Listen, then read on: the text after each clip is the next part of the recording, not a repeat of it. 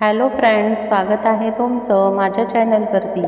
Friends, तुम्हाला जर video आवडला तर व्हिडिओला लाईक करा, चॅनलला सबस्क्राईब करा आणि बेल आयकॉन दाबायला विसरू नका। त्या शांत संध्याकाळी आज त्यांच्या लग्नाचा 5वा वाढदिवस होता। बिनीने आधीच प्लॅन केला होता, खास ब्रेकफास्ट बनवला होता, त्याच्या आवडीचे गुलाबजामुन बनवले होते, संध्याकाळी त्याच्यासाठी खास गिफ्ट आणि रात्री दोघांसाठी एक छोटासा केक, असं सरप्राईज म्हणून।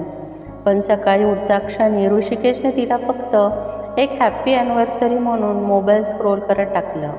ना मिठी ना ओळखीचा तो चेहरा, बस एवढंच। बिनीच्या चेहऱ्यावर नाराजी स्पष्ट होती।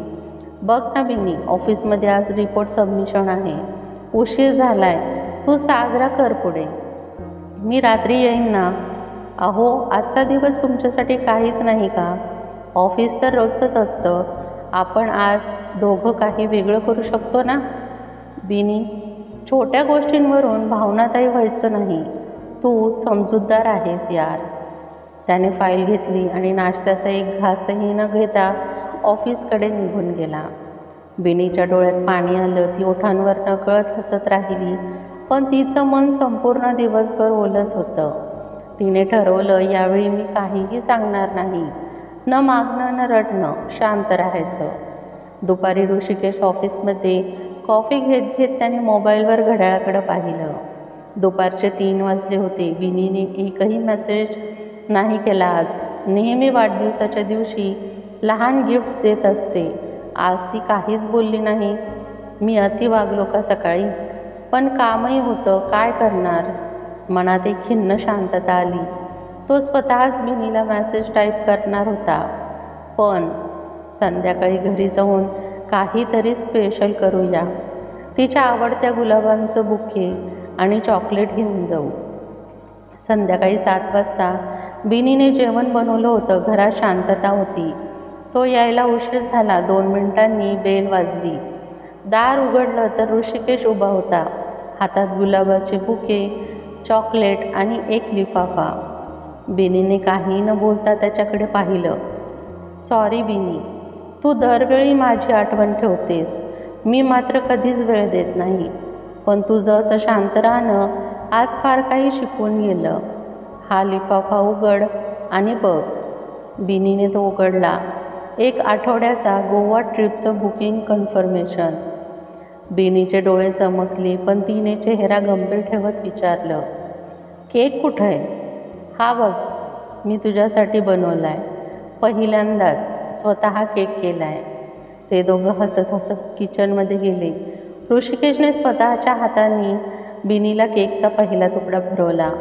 टीव्हीवर गाणं लागलं, कुछ तो है तुमसे राबता। हे दोघं एकमेकांकडे पाहत राहिले।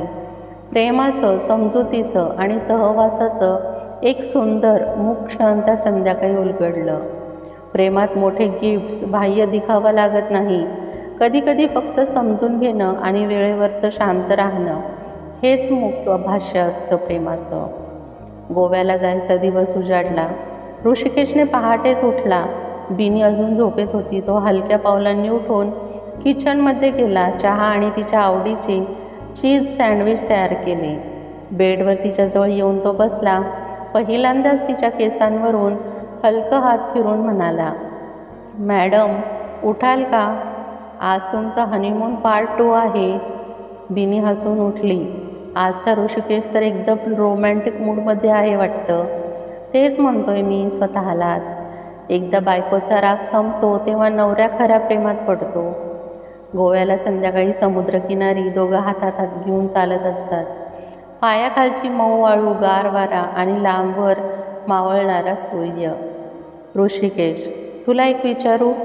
विचार ग, खरंच सांग, तुला वाटतं का की मी लवकर रागवते? हो, पण लवकर शांतही होतेस, आणि मीही उगाच सगळ्या गोष्टी गृहीत धरतो, पण तू नसतीस ना तर हे सगळं कधी जाणवलंच नसतं। ती थोडी शांत झाली। आपण नेहमी जवळ असतो तरीही मनात खूप काही साठत जातं आणि बोलायचं विसरतो आपण। म्हणूनच आपण ठरवायचं, आता दर महिन्याला एक फक्त आपला दिवस ठेवू, ना काम ना मोबाईल, फक्त तू आणि मी। बिनी हसली, डोळ्यात पाणी तरळलं. मी रोज तुला नव्याने ओळखायला शिकते ऋषिकेश. तू फक्त असा माझ्या आयुष्यात असलास की मला दुसऱ्या कशाचीही गरज वाटत नाही. त्यांनी एका समुद्राकडे पाहत हातात हात घट्ट पकडला. ती संध्याकाळ फक्त त्यांची होती, संवादांची, शांततेची आणि प्रेमाची. सुट्टी संपली. दोघं पुन्हा त्यांच्या नेहमीच्या धावपळीत परतले. पण आता प्रत्येक सकाळ नवीन वाटत होती. प्रेम आता गृहीत न धरता जाणवलं जात होतं. रोजच्या चहात थोडा जास्त साखर टाकली तरी एक हसरा कटाक्ष मिळायचा. 2 मिनटं उशीर झाला तरी एक काळजी घे चा मेसेज यायचा. आणि दर महिन्याला एक आपला दिवस ज्याला कुठलंही गिफ्ट किंवा डिनर टाळू शकत नाही. प्रेम हे मोठ्या गोष्टींमध्ये नसतं, ते रोजच्या छोट्या पण मनापासून केलेल्या कृतीत असतं. एकमेकांसाठी वेळ देण्यात आणि समजून घेण्यात असतं. गोव्यातून परत आल्यानंतर काही आठवडे झाले होते.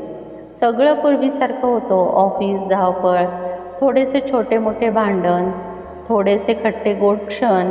पण एक गोष्ट मात्र बदलली होती, एकमेकांसाठी समजून घेण्याची तयारी. त्या दिवशी बिनीने ऋषिकेशसाठी एक छोटंसं पत्र लिहिलं. त्याला सकाळी ऑफिस बॅगमध्ये सापडलं. प्रिय ऋषिकेश, कधी कधी वाटतं की आपलं आयुष्य म्हणजे एक ट्रॅकवर चाललेली गाडी आहे. स्टॉप्स वेगवेगळे, प्रवास सोबतच, पण दोघांचं लक्ष वेगळ्या दिशांना असतं. पण त्या एका गोव्याच्या ट्रिपनं तू माझ्या आयुष्याचा गिअरच बदलून टाकलास. आता प्रत्येक भांडणानंतर मी रागावते पण मनातून हसते, कारण माहिती असतं तू परत येशील. माझा चहा पिऊन हातात हात घेऊन बसशील. मी रोज देवासमोर प्रार्थना करते, देवा आमच्यात कधीच सगळं परिपूर्ण होऊ नये, कारण अपूर्णतेमध्येच एकमेकांवरची गरज अधिक जाणवते. तुझी बिनी. ऋषिकेश ते वाचून शांतपणे सोफ्यावर बसला. खिडकीबाहेर सूर्य मावळायला लागला होता. त्याने फोन उचलला आणि तिला फक्त एकच मेसेज केला, तू आहेस म्हणूनच माझ्या आयुष्याला रंग आहेत. त्या संध्याकाळी दोघं बाल्कनीत बसून चहा घेत होते. TV नव्हता, मोबाईल नव्हते, पण फक्त एकमेकांचा हात आणि आकाशात एकत्र बघितलेली गुलाबी संधी प्रकाश.